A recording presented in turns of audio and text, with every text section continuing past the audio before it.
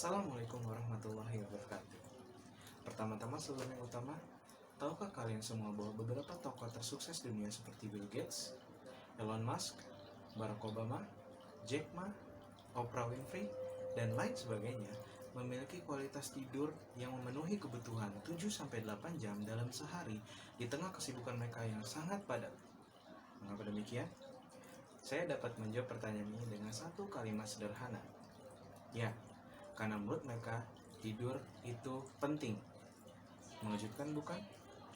Lalu saya mendapati suatu data yang dihasilkan oleh penelitian mahasiswa Universitas Indonesia yang menyebutkan bahwa 16,25% mahasiswa sebagai respondennya memiliki kualitas tidur yang kurang baik.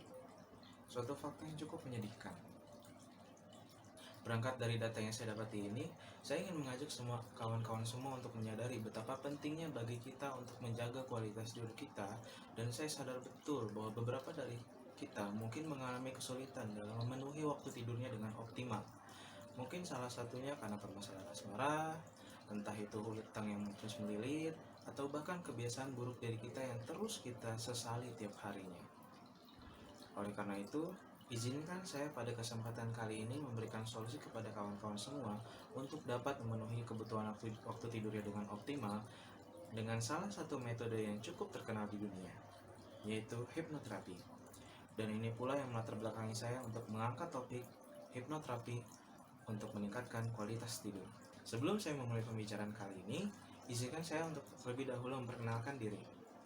Nama saya Faris Kiramadan Anandi, dan saya adalah mahasiswa dari Universitas Pembangunan Nasional Veteran Jakarta yang sekarang sedang menempuh pendidikan di jurusan S1 Ilmu Komunikasi, dan sekarang saya telah menginjak di semester 2. Mungkin cukup perkenalannya, dan kita langsung saja ke topik pembahasan. Hipnoterapi sebuah metode yang cukup terkenal di kalangan terapis untuk menangani berbagai problematika yang berkaitan dengan kejiwaan.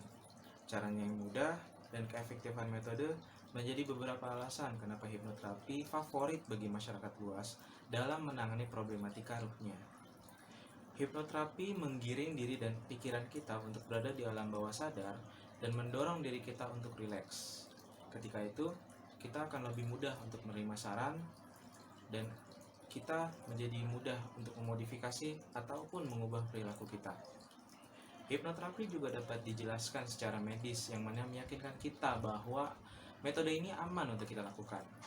Seorang konsultan terkemuka mental di Amerika Serikat menuturkan yang bernama Steve Jacobs bahwa pasien bipolar atau skizofrenia harus mengutamakan terapi dari dokter dan hipnosis dapat dilakukan jika dokter mengizinkannya. Tuturan beliau mengambil kesimpulan bagi kita bahwa metode ini aman untuk kita lakukan, dan jangan takut akan terjadi hal yang di luar dugaan untuk diri kita karena sifat dari metode ini yang self-hypnosis. Jadi pada hakikatnya tetap kita yang memegang kendali pada diri kita sendiri. Mungkin di antara kalian muncul pertanyaan, bro, kalau nggak punya duit yang cukup buat datangin terapis, gimana caranya buat dapetin hipnoterapi? Tenang aja kawan-kawan. Seiring perkembangan zaman, banyak cendekiawan-cendekiawan di bidang psikologi yang mengembangkan metode ini menjadi lebih praktis dan mudah untuk kita lakukan.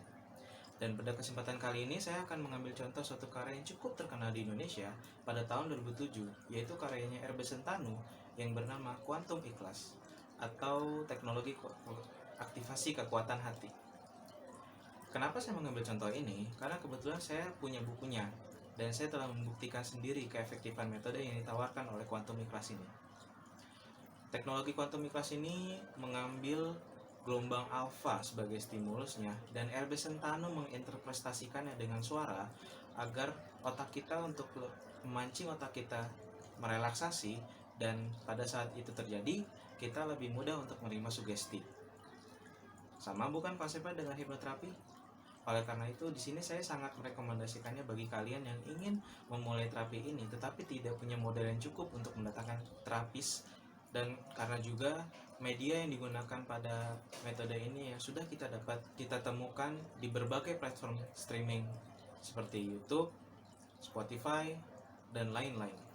Dari berbagai paparan saya di atas, menggambarkan betapa mudahnya bagi kita untuk memperbaiki kualitas tidur kita.